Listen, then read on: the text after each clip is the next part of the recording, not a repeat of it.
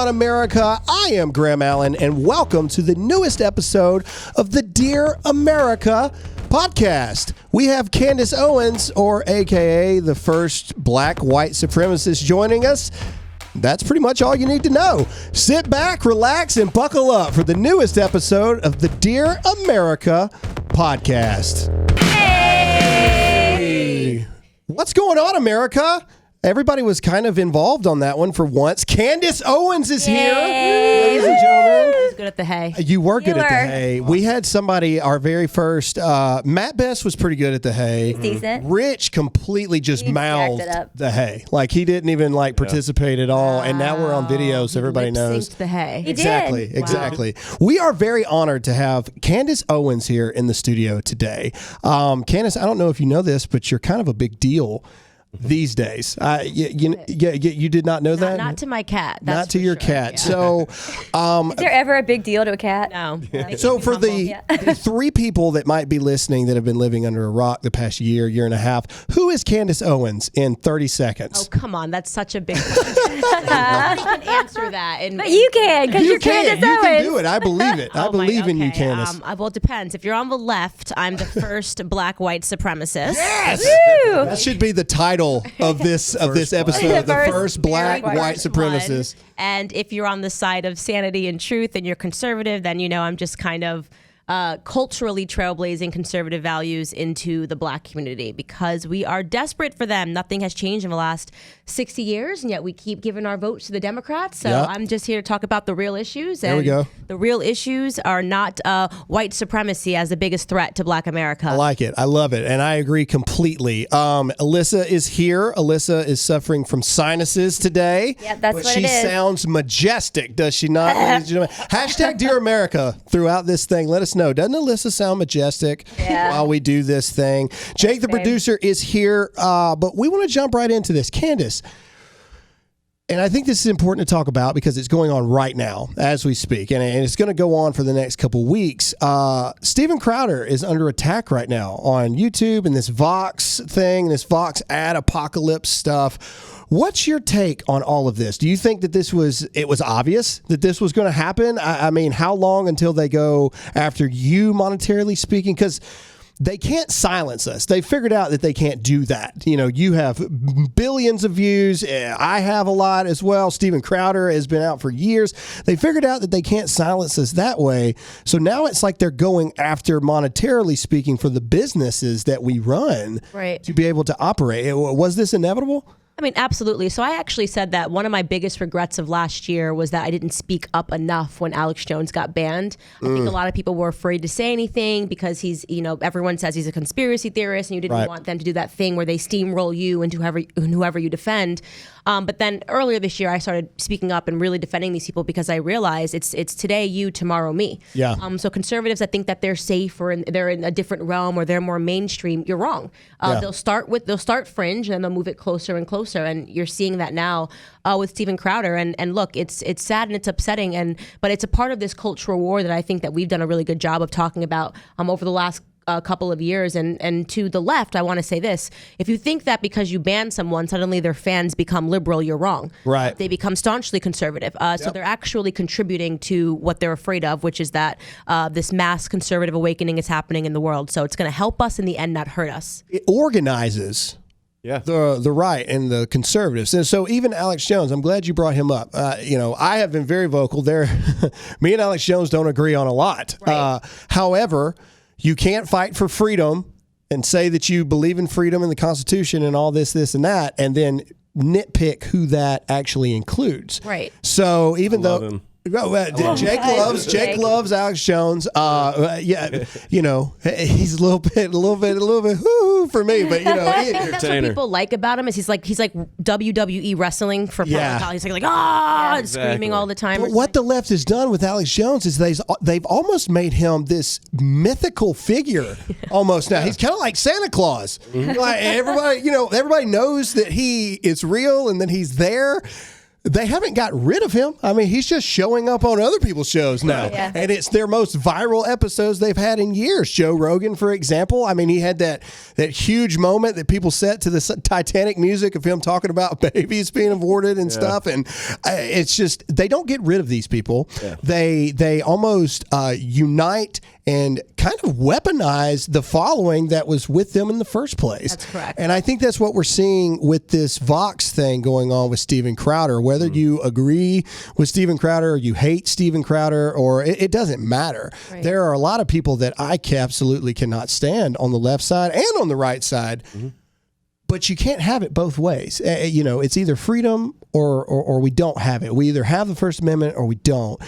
Did you actually see the story? I just tweeted about it, that Vox Media employees just did a mass walkout. None of them are working today. Their website is down. 300 employees walked out. This is such brilliant and perfect karma. It's trending on Twitter right now. So Vox Media employees walked out because they wanted to renegotiate their contract. They're a union. So right now, the employer, the CEO, is deeply upset by it. But this is your bed. You employ people that all day, they trash capitalism, they trash conservatives. Mm-hmm. But why don't you lay in your socialist bed? They want more pay. They want more money. They want more, everything to be free. That's how it always goes. Literally, Vox is facing a crisis right now. It's trending on Twitter. That's awesome. That's awesome. Let's focus. Swift. Let's focus on. I'm getting you. You are super big and super popular on Twitter. I've just recently started getting on Twitter, and I'm getting raked over the absolute coals right now with Twitter. I spoke out about the Miley Cyrus Planned Parenthood ad campaign thing that she's got going on with the cake and all this other kind of stuff. Twitter never looked so sexy. Yeah, right? Tell me about it. Anyway, and so the video, it's on Facebook. It's everywhere normal, but this was my first video to really, I guess, catch momentum on Twitter. And it is a different world on Twitter. They are brutal. They are brutal. I've never wanted myself dead more in my life. Apparently, I'm the worst person ever. Right. If Twitter, you have to understand, it's operated by a lot of trolls. I really do believe the left has invested in a full anti-marketing firms on Twitter. So for people listening that don't know what you mean by that, what do you mean? Well, I've always suspected that the left runs like an anti-marketing firm. I mean, we live in America. You can have a marketing firm where people write really great reviews about a product, even if it sucks, or you can have an anti-marketing firm where people write really bad reviews about people. And Twitter, because there's so much anonymity, people have one follower, but they can tweet you all day. Yeah. And the speed at which they tweet and the consistency, it literally has to be their full-time job, right? I've got people that I'm like, there's just no way. Right? Yeah. They're like, so Twitter is one of those things where I think it's great for everyone to be on Twitter because it thickens your skin. Yeah. And you just realize that the internet is not real life. But you can get something out really quickly on Twitter and perpetuate an idea and stay up to date on news stories. So and I really want to get into Blexit and everything that you've got going on, but I want to give the audience some things that they've wanted to hear about. Now, Jake has some questions that I have not seen. Okay, I have not seen these questions, but before he gets into it, I want to ask you something, because this is a question that I get a lot. Alyssa gets it a lot. I get probably 100 death threats a day, and I'm sure that you do as well. A lot of people have asked me, and I want to ask you this: how does Candace Owens deal with? Did you ever expect it to be such a backlash that you would receive from the left, and B, how does Candace Owens deal with that? To be honest, I'm so one foot in front of the other that I can't say that I expected anything. Everything has, come as a surprise and an honor. And I was surprised at the viciousness. They really do. They want to make sure that you don't have a platform. I mean, trying to align me, a black woman, with Hitler, right? Like, it's so crazy and it's so out there. And they took your comment out of context too. That's the game we're in. And you think, okay, they did it to Trump. It makes sense, at least because he's white, to try to do something like that, right? To call him a white supremacist makes a little more sense, but they're so desperate that they're now trying to label black conservatives as white supremacists. So I think I'm surprised by the stupidity of it all. And obviously the shots don't land, because at a certain point you just have to go, okay, this really doesn't make too much sense. But in terms of dealing with it, I'm surprisingly unaffected by it. I mean, I think that have you just grown to the point where it's I have just a cat, like, right? So everything that they've said, my cat has said first, right? oh yeah, That's right. You go back to the cat. There you go. Yeah. But no, I think I come from a really rough upbringing, so I always just stop and I it's all about perspective. So if the worst thing I have to deal with today is people saying awful things on the internet, my grandfather had to deal with like picking cotton and the real KKK. These people aren't tough. It's not scary.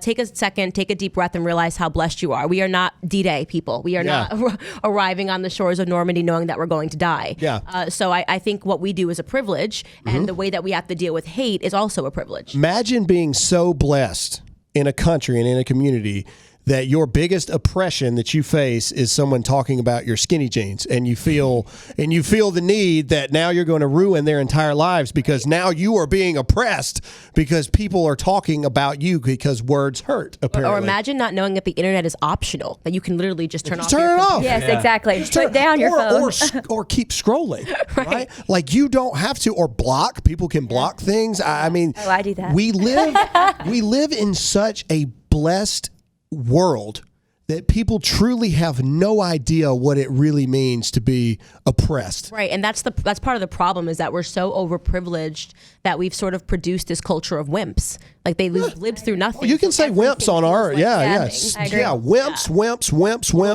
But I like what you said. I do think it's a matter of perspective because when you get the right perspective, then you're grounded. Yeah, my perspective is just like my family has lived through so much that I'm like, how blessed. I just have to wake up and hear like the echo chamber of Twitter. I mean, it's like music. I dance. It's great. Yeah, even saying the word blessed will get you in trouble these days. Anything will your get Christian you in trouble value these system days. you're trying to shove down my throat. No, that's just how I talk. I mean, that's just the way it goes. All right, let's have some fun. Are you ready? All right, now again, I'm not playing a trick on you. I have not seen these questions. I know he didn't. We were back there, so he hasn't. I am going to be hit with it just as soon as you do. So you're the guest, so you will be able to answer first, and if you kill it, then we'll just move on and go somewhere else, and I'll take the pressure off of me. Go, Jake. All right, so these are from the fans. This first one says, Are they really fan comments or? Yeah, they were. Oh, okay. we didn't get All the right. Good. hateful ones. Okay. How are you guys both going to run for president? Excellent question. Candace gets to go first. I mean, how? Like, if you guys are both running, you'll be competing, right? Oh, well, listen. They want you both to. I have everyone always asks me this question if I plan to run for president. I don't even plan tomorrow or the next day. My hope is that there won't be a need for a president, Candace Owens. That the world will normalize and that people will realize that Black people don't have to be Democrats and we can start to protect American values. So, Graham, she killed it. I think the kind of the same thing. I've always believed that if you want to be president, then you're not the right person to be president. And so that's why I love Donald Trump. Do I agree with every single thing he does? No, because I believe it's impossible to agree wholeheartedly with a person. But Donald Trump said it years ago on that Oprah thing. You're like, no, I don't really want it. But if it ever got to a point that I feel like I could. I think that's why Donald Trump was the right man for the right job, and that's why he's been such an amazing president. Is because he didn't seek after it. Donald Trump didn't need to be president. Right. You know what I mean? He was Donald Trump. to be golfing every single day. He's losing money being president at the end of the day. Now, but anyway, no, I agree with you. I think that if you want that title, then you are not the right person. You meet those people. I mean, being in politics and being around so many personalities, there are definitely people that I could name that so obviously want to be president, and I think that they would be the worst people ever to run the country because it takes a certain amount of arrogance to work your entire life towards just wanting to be president of the the United most powerful person in the country or world, really, if you think about should it. feel like a sacrifice, not not this arrogant right that you should be bestowed upon you because of everything that you've done. I agree, and all forms of government, mind you, in my opinion. I think it should be something that being a congresswoman or a senator, in my opinion, is not something you should come out of high school wanting to be. You know what I mean. I mean that's something that should be a calling. I agree. Thrust into it. Crenshaw 2024. Love Crenshaw. Yeah. Love Dan Crenshaw, man. Yeah, but Dan Crenshaw is exactly what I'm talking about. Dan Crenshaw was a Navy SEAL. He had no plans to be a congressman. A horrible event happened to Dan Crenshaw. He bounced back from it. He continued to deploy, and then finally the Navy said, "Man, we gotta medical you out." And life kind of threw him a curveball.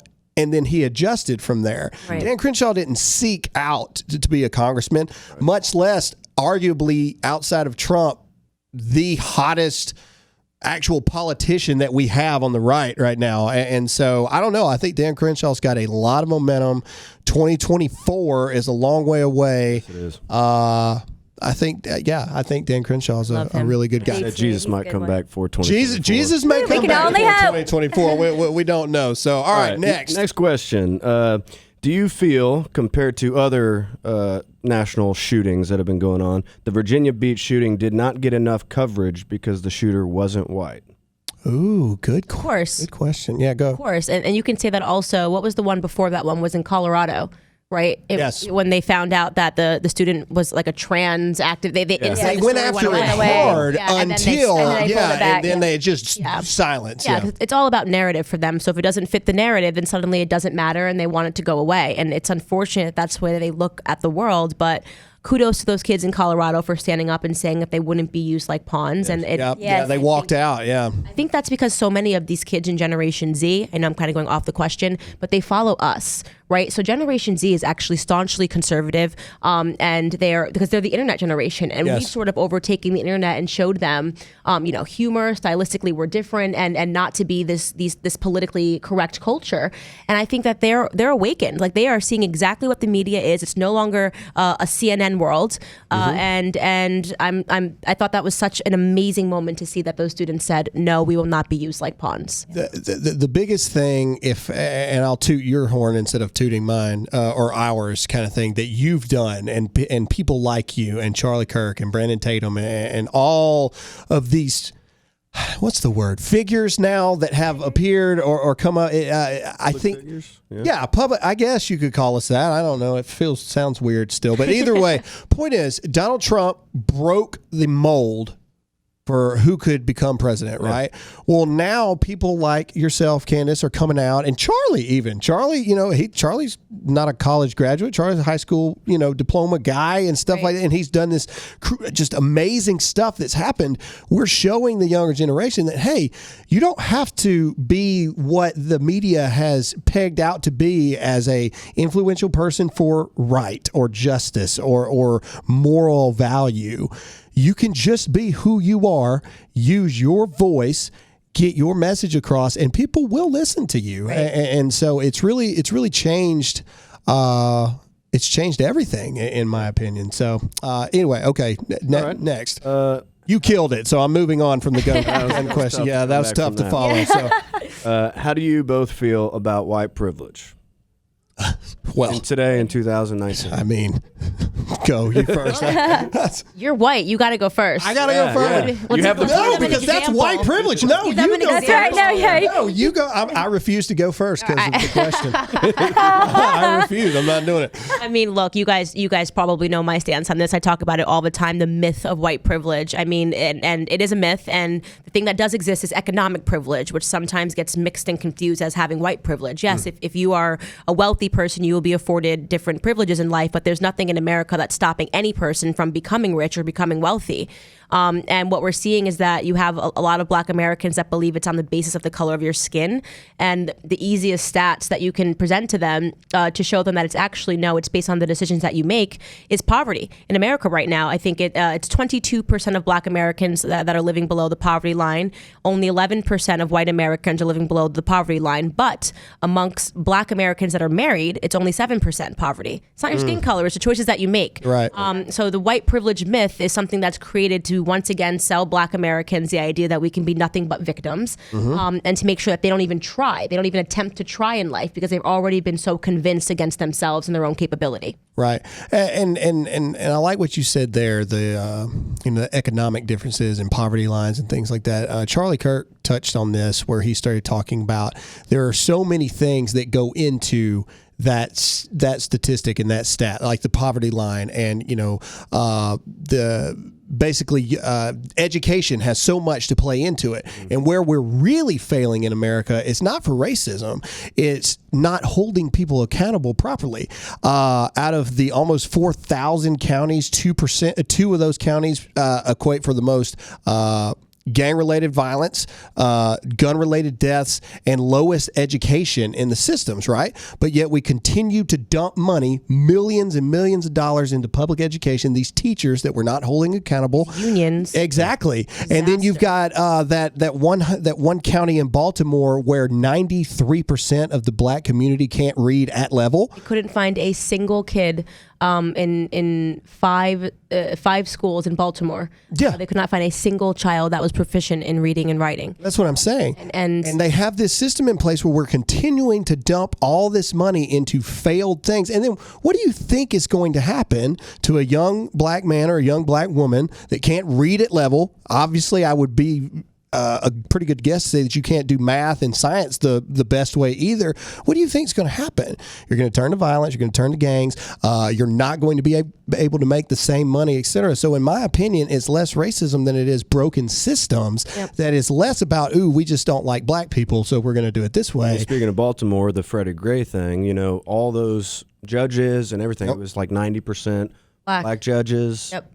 And it's not the system. Broken, it's definitely the choices that we make, and there has to be more black people that are willing to talk about that stuff, but talk about the illiteracy rates. I mean, to me, that's stunning. I make the argument that Democrats today are invoking the very same strategies that they had when we were their slaves. They did not want slaves to read or write for a certain reason, and the reason was because an educated mind can't be enslaved. They would have realized their own, what they're capable of doing, and they're doing the same thing systematically right now with the public school system, making sure that black Americans don't learn to read or write.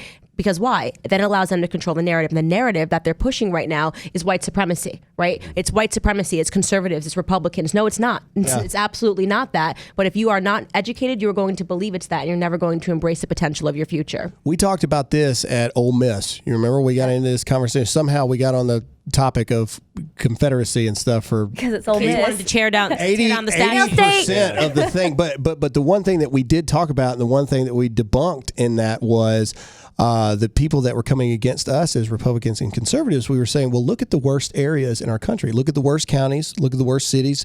And look at the governmental establishment there, and you will find Democrats. That's correct. That's what you'll find. And, I'll put money on that right now across the board. Show me the worst areas. Show me the highest crime rates, the lowest education, and show me, is it Republican-led or is it Democrat? Or is it democratically led like that? And it's across the board that way. Anyway, so white privilege, I've said, I said it the other day, and Alyssa got mad at me to put my answer about white privilege being a myth. Alyssa gave me the, it is a myth. You can't say that. I think that the white... Don't worry, he will. The white Christian male between 25 to 50 right now is the most hated, looked at, nose down. You say one thing and we will crucify you for it. Right this second in 2019, I think that there is a obvious and blatant attack on white Christian men. And you're right. And this is something that I speak to black Americans about too. I will read them headlines like, black people just should stop speaking. Black people need to shut up. And then they're like, oh my God, I can't believe these headlines exist. They do exist, but I actually replaced the word black with white. These headlines exist. Yeah. White people shut up. White people stop talking. Yeah. It's blatant racism that you see every single day, and yet somehow your media has brainwashed you to think that racism against white males is okay. Against straight people is okay. There's now a problem with being straight in America. So it's unfortunate for you guys, but...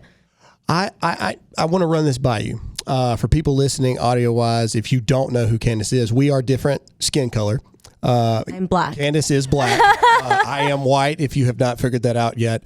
I have often said many times that if you can take something that was said by a black person and you put a white person saying it and then you find it offensive, wasn't it offensive and racist to begin with? Of course it was. Of course it was. And there's some fallacy or some belief system that people seem to be operating under, that if you were ever oppressed, you're therefore allowed to be an oppressor. And that's wrong. That's absolutely wrong. It doesn't Shouldn't matter. it be the exact opposite at that point? You should be more aware of it. I'm more conscious of it, because you never want anybody to live through, the experiences that our ancestors lived through. And by the way, it wasn't just our ancestors. 70% of all the people in the world descend from slavery.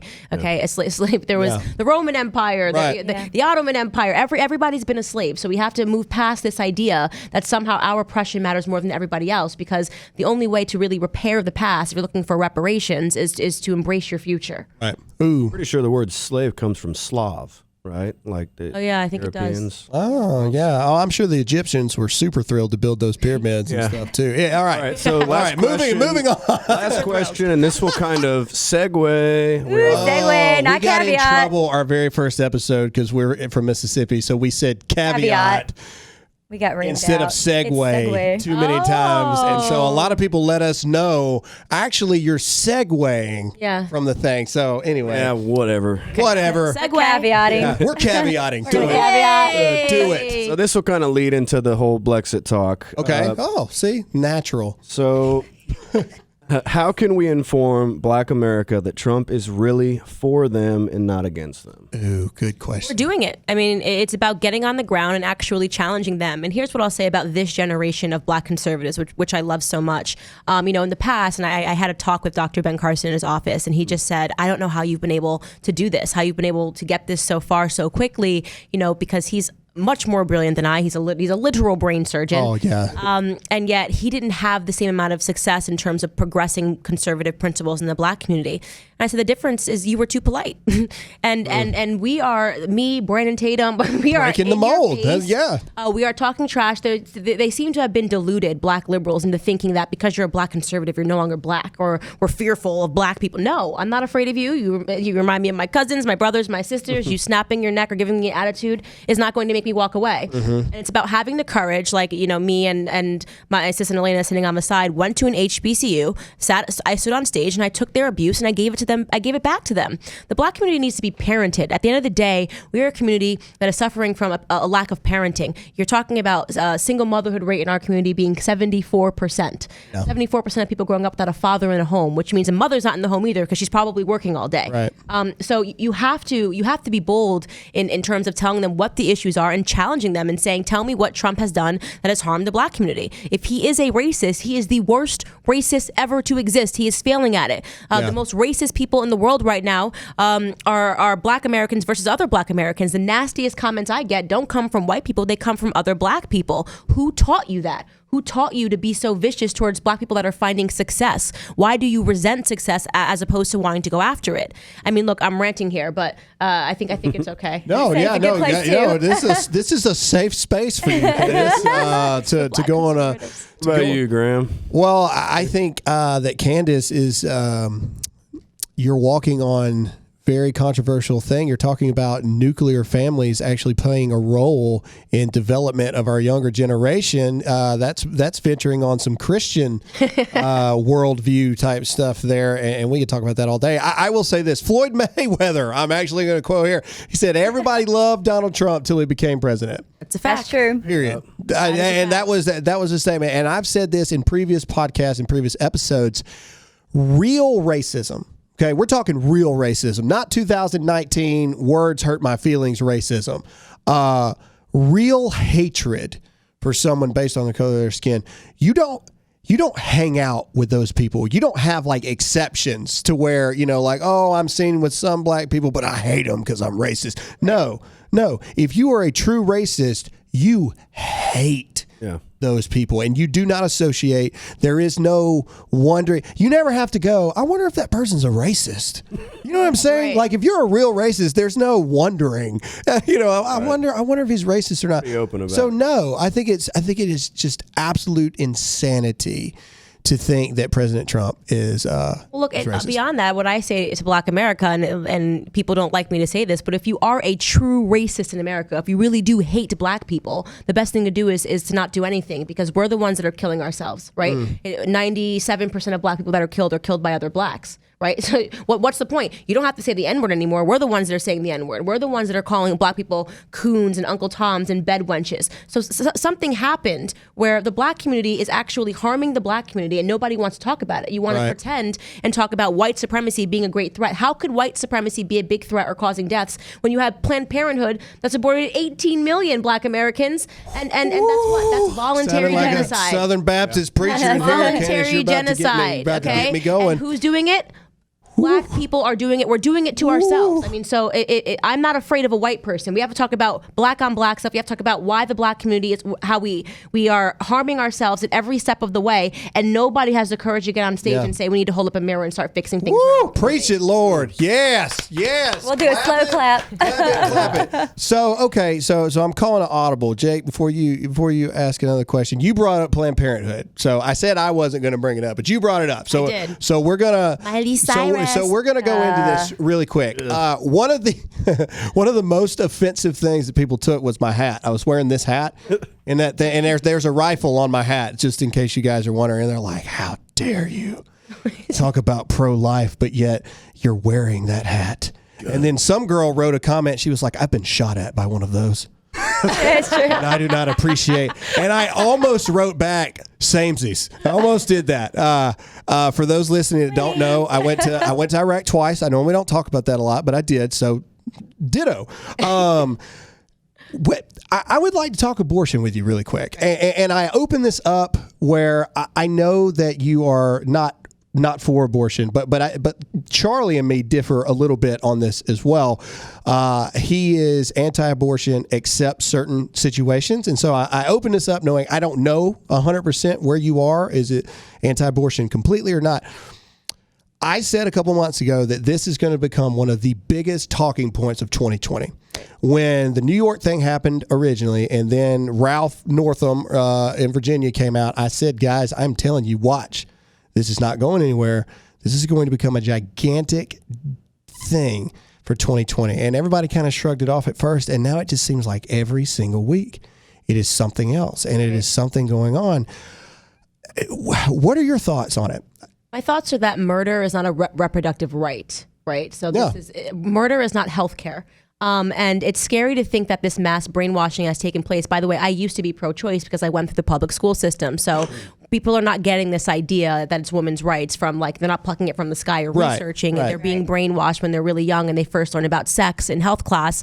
That Abby Johnson said the same thing. She was the same way. I was too. I mean, you can't come out of the public school system and not be pro-choice because they teach it to you like you're deciding whether or not you want to wear black boots or brown boots for the day. Like, kid or no kid. Oh, I'll take no kid. You know, I was irresponsible. And what I hate about the left is that they love to argue with exceptions, right? The exceptional time that a woman gets raped and not beyond just getting raped, gets pregnant, right? And then now that becomes the whole basis for being able to abort and murder millions and millions of babies. And that's less than 1.4%, by the way, to be honest. I mean, you know, if we're being honest. Let's make a whole rule where everyone can now have the option to murder their baby because less than 1.4% of people are dealing with this, something that is actually a tragedy. Right. And in those circumstances, you know, that's an entirely different conversation, but they don't want to have the majority conversation because they also say this one, I love this, Planned Parenthood also conducts, what do they say? They also do mammogram or pap smears and stuff like that. Which is less than 2% of what Planned Parenthood does. And they're declining every year in those and increasing on abortions. Right. Because they actually make money on abortions. Right. That's exactly right. So could you imagine if, like, I don't know, let's talk about the Rwandan genocide. If all their government said is like, oh, it's a genocide, but we also do pap smears. Yeah. So, you know, we're going to keep murdering by people, the way, but we also do pap we're smears. over here killing people, but go ahead, government, keep killing everybody because the government also in Rwanda was doing pap smears, so it doesn't matter that everybody's dying. I mean, what a bizarre, I mean, I really wonder, like, are they just not, like, thinking when they say these arguments that if you do a pap smear, murder is okay? Yeah. Everyone would just be conducting pap smears. Murderers would be conducting pap smears. Jim's a good guy, except he's just murdered a couple people. But other than that, he's a stand-up dude. He's doing great. It took someone to get a pap smear. Yeah. Blows my lawn. Again, and we'll move on. And I say this, and we shouldn't move on because who does it also disproportionately affect? Black women. Yeah. Right. 7% of the population, accounting for almost 40% of all of the abortions. This is why I call it a voluntary genocide. Right. And so you always have look out when you look at these protests. You have a bunch of white women in their pussy hats. They are always advocating. These white liberals are always advocating for things that disproportionately affect and impact the black community. I'm sick of it. And at the exact same time, they'll look you in the face and tell you that the other side is racist. You are the racist. Everything you advocate for negatively hurts black people. So stop advocating for it. Welfare, abortion. I mean, there's nothing that the left offers for black Americans that helps us. Everything hurts us. Yeah. They are the racists. No, I agree.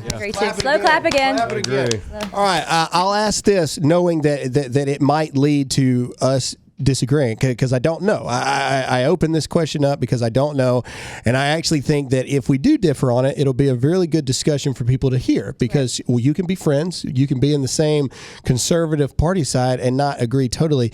Do you agree with Alabama on their abortion ban? Well, look, I think that when you talk about here's the catch-22, and I'm just going to put this is a safe place. You say that. Okay, but if you were raped, then you're allowed to have an abortion. What then happens? You're going to see an increase in rape reports. Exactly right. You know, the women are going to start saying that I've never they were heard raped. someone say that though, and but that's a slippery slope. I mean, it's common sense. If I want to get an abortion, I know that here's the obstacle. The obstacle is that I have to say that I have to say that I was raped. I'm just going to say I was raped. There really is no way for them to prove or disprove it. Right. And that process takes too long. You know, you only have so long. One of the best ways to prove it is actually the baby. Right. Even genetically, if you know, that's like, exactly right. Even if you dropped it later on after you had your abortion, that's what you're going to start to see. So you're in a catch-22 that if you start to sanction it, saying because if you were raped, then you will end up with a bunch of people just arbitrarily saying that they were raped. People have, I've been very vocal about the abortion topic. I am a Christian, and so it is very, very, very big deal to me. I think not only just on a political stance, but on a spiritual stance for me.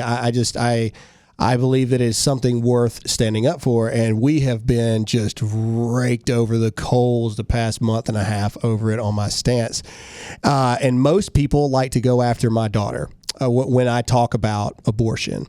And they all say things like, I hope your daughter, when she's 11, is raped and gets pregnant and things like that. And then we have to watch her because we're going to make her carry her child. Yeah, and then we have to watch her for 9 months. Yeah, they go into detail about it. But here's the truth of the matters there. First of all, if an 11-year-old gets raped, I think obviously the conversation we need to be having is stricter punishments for rapists. I agree. First of all, but if an 11-year-old does get raped and pregnant, first of all, that probably will fall into the medical emergency category at that point because most 11-year-olds are not physically able to carry to term a pregnancy, right?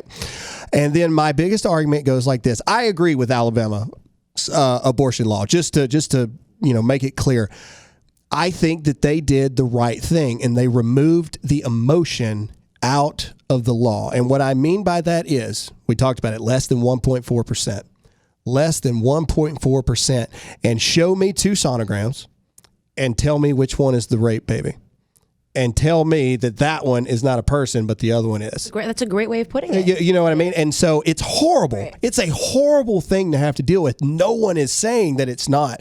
What we're saying is you can't look at this and say, because those two people had sex consensually, that's a baby. Right. But because this was actually with rape, well, that's not really a baby. Right. You know what I mean? And as horrible as it is, you can't make laws and regulations based off of 1.4% and emotion. In Alabama, by the way, just adding this, 67% of all of the abortions are black women. So it really is just astonishing. So in my opinion, Alabama is leading the charge on. It's amazing how connected they all are. Yeah, allowing black babies to be born. So if you think Black Lives Matter, you'll be applauding abortion. Yeah. You'll be applauding the new abortion laws in Alabama. Mm-hmm. Do you remember who started, Planned Parenthood and what she said about black people? People don't read about, Margaret Sanger. There's a photo going around, and it's a photo of Hitler, and he's got like a checklist, and it says 50 million dead, and it said, this time I'll call it, and they said Planned Parenthood down at the bottom, Yeah. That's for leftist brilliant at linguistics. You don't realize it's genocide because they gave it a pretty name. It's literally a voluntary genocide. Under the United Nations has a definition that is accepted for what components constitutes genocide. I think it's number 5 down the list is the preventing the births of a certain group of people. Mm-hmm. That's literally what Planned Parenthood does. I don't understand how this organization exists, and beyond that it's funded by taxpayer money. Yeah. Isn't it like 20 million now black babies have been aborted? Yeah. It's 50 million since Roe versus Wade passed. Over 50 million abortions have been documented. 19 million are blacks. Yeah, it's crazy. It's just it's absurd. All right, Jake. That's all we got on questions. Oh, okay, all right, cool. I was wanting to know if you've heard about the NBA stuff going on. They're wanting to get rid of the word owner. It's so unbelievable. What? You didn't hear about that? I haven't heard about this. Are you kidding me? It's so embarrassing. LeBron James has a new show, and of course he does. Draymond Green was on there, and he was saying how it's the players that are the team. So we need to get rid of the term owner. I think that I just literally wonder, does the left sit around and go, what can we complain about today? That's baffling to me. That has That's the meeting. a new one. I mean, the meeting has to go like that, right? Every day there's a meeting, a conference room full of leftists, and they go, seems like we're enjoying everything today. What can we be outraged about?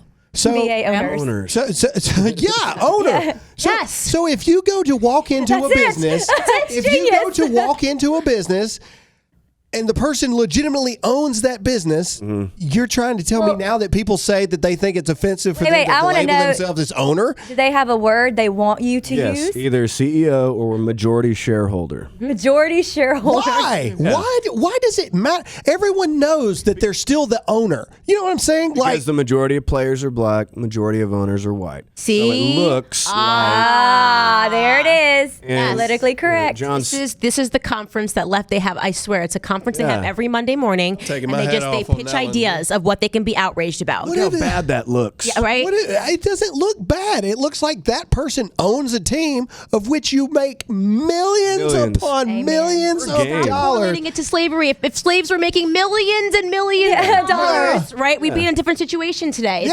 Mark Cuban, he said, we own equity. We don't own the players, obviously. It's just, that is Obviously, it's not obvious. Ooh. Obviously, it's Obviously not obvious. Let's talk about an immigration topic I want to bring up.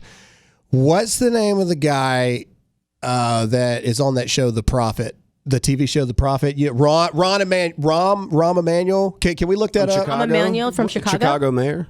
No, I'm thinking wrong. Can we look that up? The guy that's on The Prophet. Anyway, what I'm getting at is he owns a Camping World in North Carolina. And the city Camping World. Owns? Do you want to change your language? You want to say he's a owns? CEO? No, he owns it. All right, and majority so he's an shareholder? immigrant, a legal immigrant into our country. As soon as we find out the name, I want to give credit to him. Anyway, the prophet, not like biblical prophet, like money. He's a prophet. Like the prophet. Anyway, is it Marcus Lemonis? that's it. Yep, I was way off, but that's him, Marcus. Marcus. Emmanuel. Hey, look. I'm always very transparent. This is as real as it gets, people. All right. Marcus. Okay. He is under fire right now because the city in North Carolina want them to take down their gigantic American flag that's in the parking lot, citing that it breaks city ordinance because it's too big. It's too big of an American flag. So this dude holds a conference last week, and it's like got 10 million views, where he says, I'm willing to go to jail over this. It is not coming down. Like, I'm not pulling this flag down. I am willing to go to jail over this. I don't know anything about his political affiliations. I don't know anything about his religious thing. What I do know is he's a legal immigrant that has come into this country and become a multi-millionaire. And he has got a gigantic flag flying in his parking lot, and he is saying, you're going to have to take me to jail because I'm not taking it down. Isn't it amazing that the people that have legally come to this country love America more than the people? I guarantee you it's not immigrants that are saying that flag needs to come down. I was going to say, but why is that? I mean, I'm so for, like, I think the president should offer an exchange program. Like, I'll take an immigrant that loves this country or understands the opportunity that this country affords you. You take Miley Cyrus. I was just going to say, take Miley. You take Miley. I've been saying that way before. I've never been a Miley. You hate America. You think America's not the greatest country in the world. I've been wanting to get rid of Justin Bieber for a long time. Go back to Canada. Yeah. I like Justin Bieber. He's Christian. Somebody, he has become Christian. Yeah. And now he's, what's the Baldwin daughter? Haley. Haley. I don't know. I'm not sold on it yet. I'm a believer. I believe you're a believer. I'm a believer. I am too. We'll see. Give him another year or so, Christian, and then I'll believe. Anyway, he was sorry, Graham. He's sorry. He's sorry. Well, what I'm saying is, a comedian said it best, actually, and I thought it was really powerful. He said a legal. I didn't want to say it where it sounds like. I was like, what is that? Legal immigrant is a great American. 100%. Oh, yes. And the ones that have gone through the process and understand how difficult it is to get into this country, respect the process. And they're also upset about this concept of open borders. They had to wait. So they're very angry. They are Years. furious. My over assistant's an immigrant. My to-be husband is an immigrant. I mean, the stress that we have to go through to do things the right way. You're an immigrant? No, I'm not, but I have family. Yes. Oh, I thought you were an Yeah. immigrant. No. I mean, and it's like people have to go through a lot of stuff to become A lot of citizens of stuff. America, and the ones that do love it. Like the vibe is always Arnold Schwarzenegger. Yes. Yes. He became American. Yes. It's just, America. but and that's one thing. Arnold Schwarzenegger, if you're listening, I doubt it, but if you are, I would love to talk to you about this because I don't understand Arnold's thought process on a lot of things these days. If anyone should build that wall as high as it can go and you come here the right way, it should be somebody like Arnold Schwarzenegger. What did he say recently? He just hate. I don't think he cares about immigration as so much he just hates Donald Trump. Oh yeah, a lot of them have this. I mean, Mark Cuban as well. Like I've spoken to Mark Cuban. By the way, I really like Mark Cuban. This is so obviously like a man competitive thing that's going on. It's not objective. Like Mark Cuban, you are a capitalist. Okay, you are a conservative. You know that this stuff doesn't work. But that's what I'm saying. That's how ridiculous it is. Right? So no one can argue what Donald Trump has done and what he's continuing to do and what he will do all the way to 2024. They just don't like him for some reason. A lot of them have done business with him. So the president told me a story, which I won't repeat because I don't have the clearance to repeat it. I met him in the White House, and the beef between him and Jay-Z is about business. Jay-Z and Beyonce used to live in one of his buildings. So how's that for hating Trump? There it is, Yeah, right there. Your little teaser there. Well, if Beyonce doesn't like it, well, consider me sold. I don't like it either at this point. I mean, if Beyonce, what's Jay-Z's real last name? Carter. Carter. If Beyonce Knowles Carter, or however she has it, doesn't like something, then by God, I don't like it either. don't He either. just became a billionaire, by the way. Yeah, I saw a that. billionaire. Ooh. Definitely not because of socialism. Let's talk about Snoop Dogg. We have Candace here, so I can talk about these things that get me. Okay, what'd you think? Did you see my video about his Memorial Day post? No. Did you see his Memorial Day I did not post? see his Memorial Day post. Okay, I will tell you what it said, and then you can imagine my response, and I'll just let you imagine. I would love to get your thought process on it. Basically, he posts it's a meme. It's a black soldier that is in OEF, post 9/11 war gear. Okay, and it says, "Rest in peace to all the black military service members that died for a country that never did anything for them." Oof, that gets me it so was rough. upset. It gets me so It got me upset. extremely upset. And then, of course, a bunch of people came to his defense. That white people died to end slavery. Is that like a thing? You would think that they forgot about that, but a lot of other famous people came to his defense, and it was like he was obviously talking about World War II and everything when segregation and stuff and real racism was still going on and things like that. But he posted a photo of not, a World War II black guy. He posted a photo of a post 9/11 soldier. And my response to that was, on Memorial Day, no less, you use it on the backs of, men and women who fought for you, Snoop, to be literally the American dream. You grew up in horrible upbringings, gang-related things, and you become one of the wealthiest, most known rappers in the world. Right. Well, shouldn't you be grateful for this country? Yeah. I mean, a couple of things I think that are going on.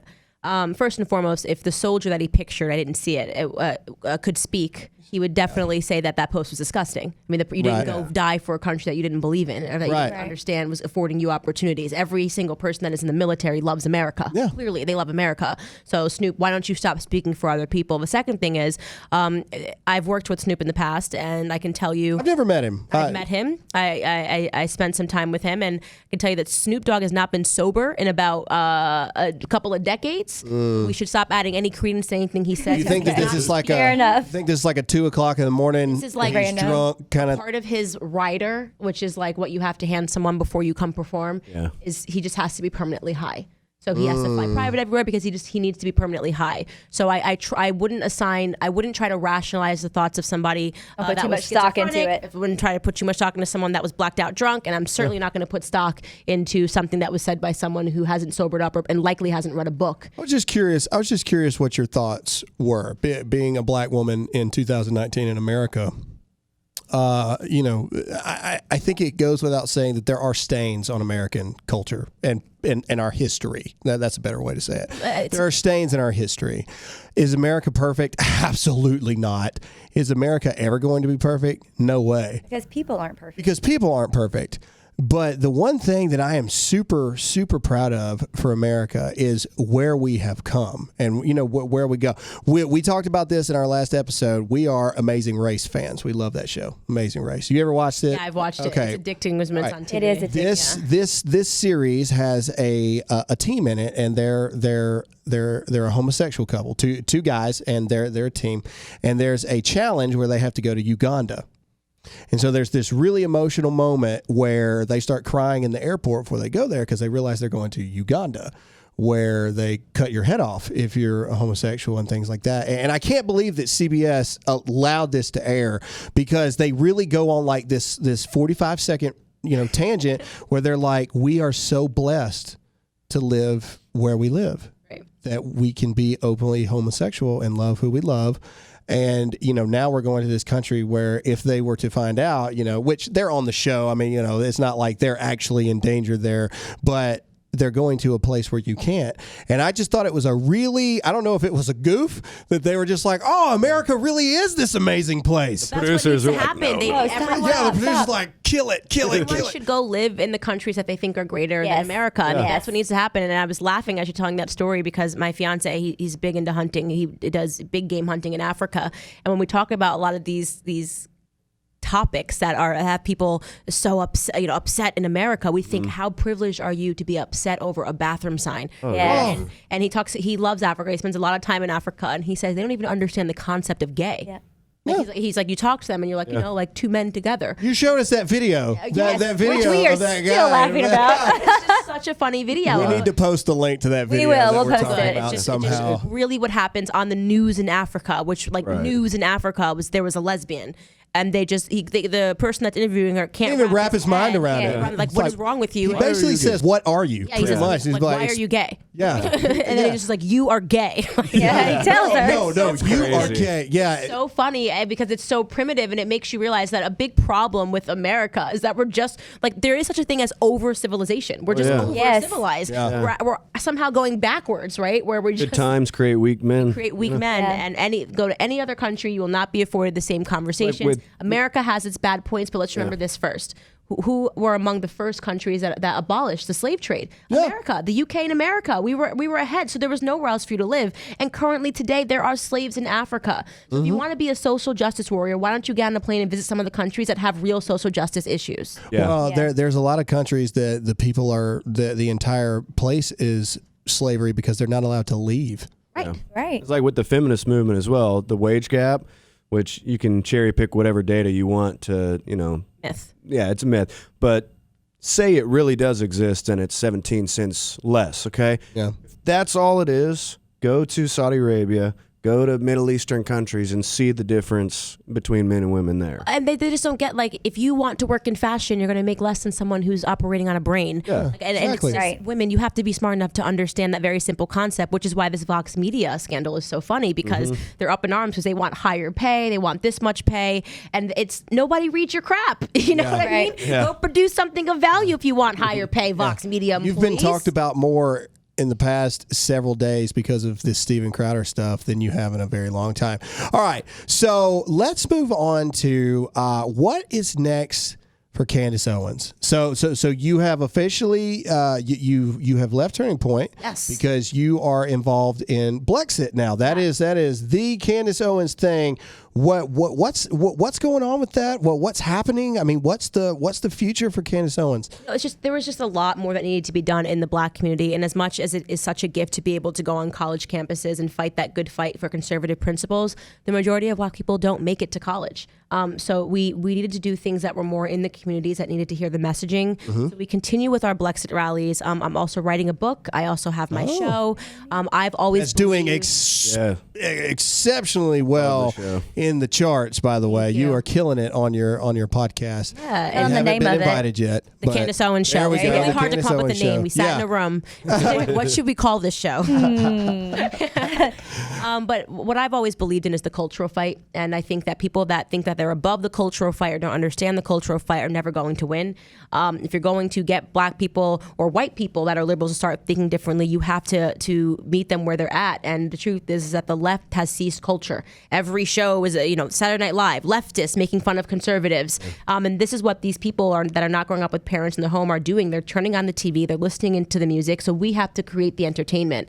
Having a show like yours, having a show like mine, writing books, making sure that we are becoming the entertainers is a big piece of this. And you've been to Blexit rallies; they're just fun. They're cultural. You can wear a T-shirt. It says Blexit, and we're having a good time. Am I allowed at Blexit rallies? Because one of the rumors going around right now is that Candace Owens does not allow. It's a rumor. It's completely not true. Candace Owens doesn't allow white people at her Blexit rallies. so ridiculous. No, of course, and it's been so great to have white people that live in the community say, "Can we show up? How can we help? Can we hand out T-shirts? Can we register people to vote?" And I say, yes, come, the more the merrier. The whole idea of Blexit is to stop thinking that we are separate from America and to remember that it's okay as Black and white people to mock each other. We do have cultural differences. They should be routinely mocked, because when you can laugh at yourself and laugh at others, it makes it okay again. We need real humor. We need real laughter. And hopefully that's what we're bringing back, which is a big departure from this PC culture that we're seeing. Yeah, well, awesome. I love everything that you do. You know that. I love you to death. You've got our support all the way through. It's been so funny to see how you have just exploded and how we have had the success we've had almost simultaneously, because we connected like right when you first started and right when I first started, and we both just shot up in different directions. Right. And it's just been really amazing to see your career and what it is that obviously God has in store for you to do. And I think that that's just amazing. Where can everybody find you and what you're doing? Well, you can go to Blexit.com, you can go to CandaceOwens.com, you can go to my Twitter feed, Facebook page, Instagram. I mean, I'm everywhere. So. Do they Google Candace Owens or the first Black white supremacist? First Black white supremacist. You should and her picture pops up. There's her picture. I know. How many people are going to start doing it now? The first Black white supremacist, and just see if Candace Owens pops up. All right, Alyssa, tell everybody where they can find you. It's just Alyssa Allen on Facebook and Instagram. Jake? Me on Instagram at producer_Jake. And of course, you can find me, Graham Allen, across all platforms. Candace, thank you so much for joining us. That is it for this episode of the Dear America podcast, and we'll see you all again next time.